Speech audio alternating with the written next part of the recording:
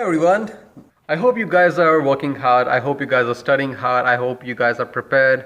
The deadlines for the fall are coming very soon. If you don't know about it, then you should check out when you should apply for the GRE. I will talk more about it in the later videos, but I think the deadlines are October 30th or something for a lot of universities, and it will go on till March of 2018 for the admission in fall of 2018.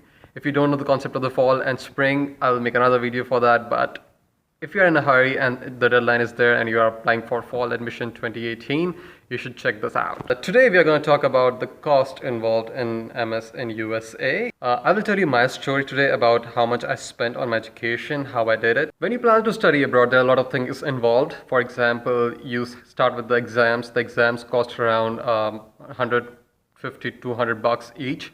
So let's take around $400 just for your TOEFL or GRE or SAT, whatever you're giving. So for each exam, add up $200. Then you have to apply to universities. Every university has its own application fees that ranges from somewhere around $100 to $200 again. So you have to make a list of the universities, but take an average of $100 each university when you apply for the applications. Then comes your visa fees. When you apply for a visa application, add another $200. That is just for the visa. If you are taking any consultation or you're going to consultancies, though I don't recommend that, but if you have no other help, then that's the only way to go. So if you go there, then they have a different packages, and it differs from consultancy to consultancy. To come to USA for education, you should take approximately $1,000 as the cost of coming a one-way trip, and it can go lower depending on the airlines you're using, but take $1,000 as an estimate.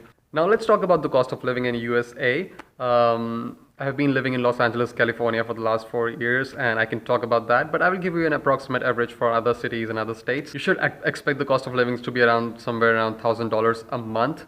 That will include your rent, and the rent comes around from $300 to $1,000 depending on the city you're living in. San Francisco is pretty expensive. Los Angeles is very expensive. There are a lot of cities in Texas where the rent is too low and you will save a lot of money there. So research before you come to any other city in the state, because that will impact your cost of living a lot. When I say the cost of living to be $1,000 a month, I'm including your rent, your food, some money for entertainment if you're going out with friends, if you're watching a movie or something. So that's all included. Now in USA, you have to take a minimum amount of subjects as an international student. Depending on the amount of credits that you take, you have to pay the fees. You should be able to see the cost of each credit on the university's website when you're applying, and you should go to the bursars page and you should see the cost involved with each subject and each credit. As a master's student, I had to take 3 subjects and that totals to 9 credits. And for that, I have to pay around $8,000 a semester. So in total, I paid $24,000 for the 2 years that I have been here studying. Because my university was a state university, they are a little inexpensive. If you go to a private universities like USC or CMU or Stanford or Harvard, if you're doing that, then it's going to be very expensive, and it can range anywhere from $30,000 to $100,000 for 2 years of education. But once you get the admission, you get the I-20 from the university, and that has all the expenses which are required written in the I-20 right there. Now enough talks about the costs that are involved. Let's talk about the ways you can pay for those expenses. So there are a lot of ways that can make your rides really smooth. For example, when you apply for some universities, they give you scholarships. Though these scholarships are very rare for the international students, you might get some. There are other form of compensation, which is research assistantship or any kind of assistantship. It's called graduate assistantship, research assistantship, teaching assistantship. So all these assistantship are actually kind of jobs that you perform under someone. In that time, you also learn, or you do your research, or you help a teacher. Any kind of assistantship is good, and that time you get paid for whatever you're doing based on the hours. The other way is doing on-campus jobs. There are a lot of jobs available in the university campus that you're allowed to do legally as a foreign resident.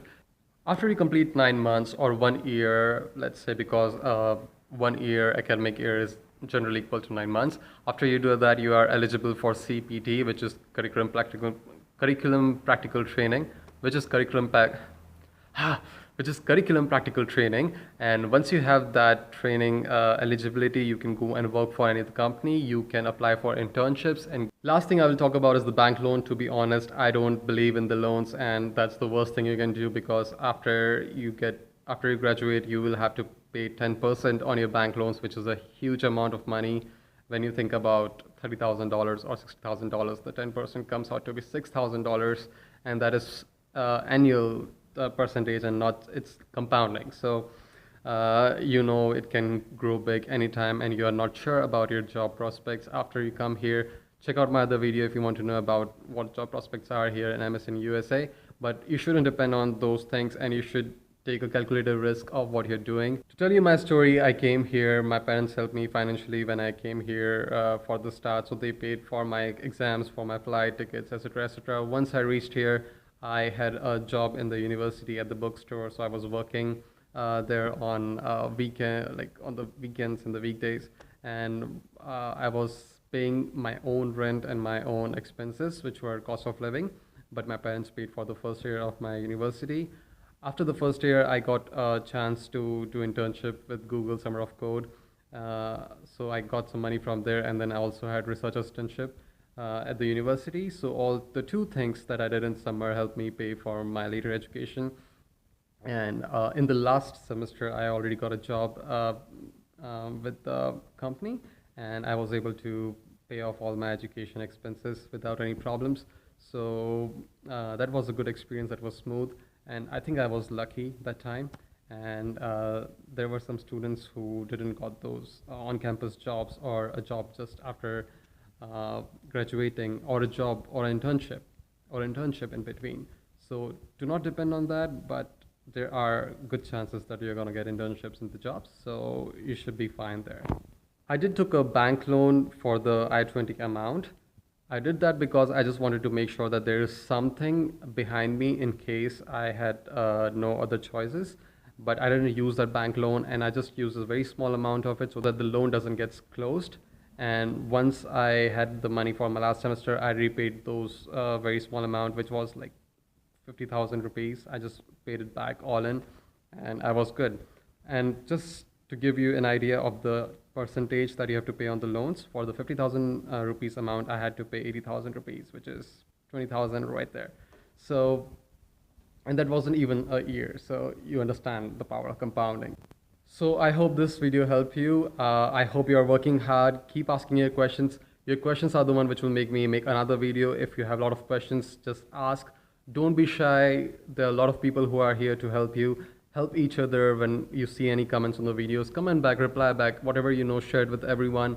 Share it on different pages, on different groups. There are a lot of groups. I also have a good Facebook group where there are a lot of GRE TOEFL aspirants. You should see the link below in the description.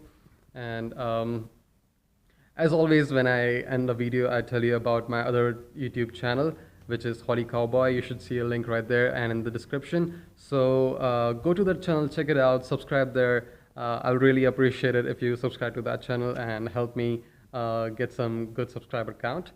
Subscribe to this channel also so that you can get more videos whenever I upload them about the later things that we're going to talk about. Study hard, prepare harder, because the things are coming very close. There are deadlines here. If you're applying for fall, you are very close to the deadline. If you're applying for the spring, you have some time, but still just prepare for everything. All the best to you guys, and I see you in the next video. Bye-bye.